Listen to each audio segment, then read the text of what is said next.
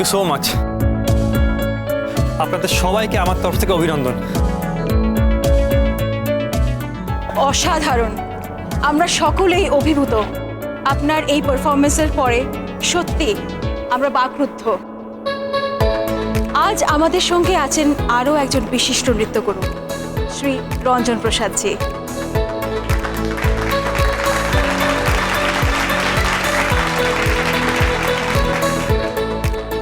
Sir, Rudrapratap জি এই পারফরমেন্সের পরে আপনি কিছু বলতে চান?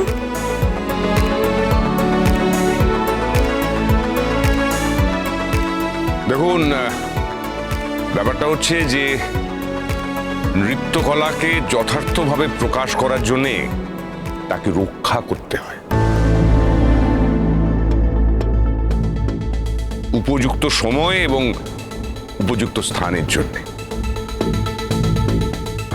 আর চারিদিকে যেরকম হাততালি শুনলাম তাতে অবশ্যই বুঝতে পারছি যে ওনার নাচ আপনাদের সবার খুব ভালো লেগেছে।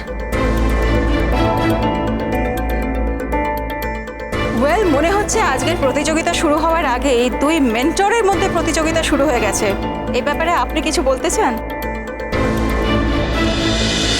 আমার বাড়িতে মেজদা, মেজ বৌদি, মানে যাদের হাতে বাড়ির পাওয়ার, যারা বেশি রোজগার করে, তারা সবসময় আমাকে খোঁটা দেয়, ঠাট্টা তামাশা করে আমার কম রোজগার করা নিয়ে, আমার বেকার থাকা নিয়ে। সেরকম একটা অবস্থায় আপনি বাড়ির বউ হয়ে যাবেন, মানে এটা আপনার কাছে লজ্জার বলে আমার মনে হয়েছিল। আর সেই জন্যই আপনার সঙ্গে যখন মানে দু বাড়ির মধ্যে বিয়ের কথাটা শুরু হলো, আমি তখন এই ধরনের সব মিথ্যে কথা বলি, এড়িয়ে যাওয়ার চেষ্টা করি, নাটক শুরু করি। দেখুন, আপনি কেন নাটক করেছেন সেটা আমার জানার কোনো প্রয়োজন নেই। তো আপনার কি করে মনে হলো যে আমি এই ব্যাপারটায় রাজি? রাজি না হওয়াটাই তো স্বাভাবিক আপনার পক্ষে। আপনি রাজি হলেই আমার কাছে অস্বাভাবিক মনে হতো। আমি একটা ফালতু মানুষ, আপনি একজন যোগ্য মানুষ। আপনি আপনি আপনার জীবনে আমাকে কেন যোগ্যতম কাউকে পাবেন, এটাই স্বাভাবিক। আমি এটাই বিশ্বাস করে এসেছি। আর সেই জন্যই, সেই ভাবনা থেকেই আমি বিয়ের ব্যাপারটা এগোতে দিতে চাইনি। আমার মনে হয়েছিল আমি যদি সত্যি বাড়ির কথায় বা বাড়ির চাপে আপনার সঙ্গে বিয়ে করতে রাজি হয়ে যাই, আপনিও যদি রাজি হয়ে যান, আপনার প্রতি চরম অবিচার করা হবে।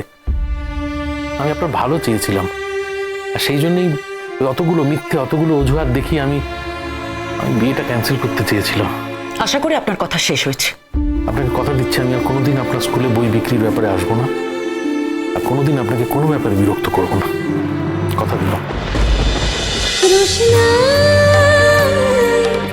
রোশনাই সোম থেকে রবি প্রতিদিন রাত 10টায় স্টার জলসায় ও ডিজনি প্লাস হটস্টারে।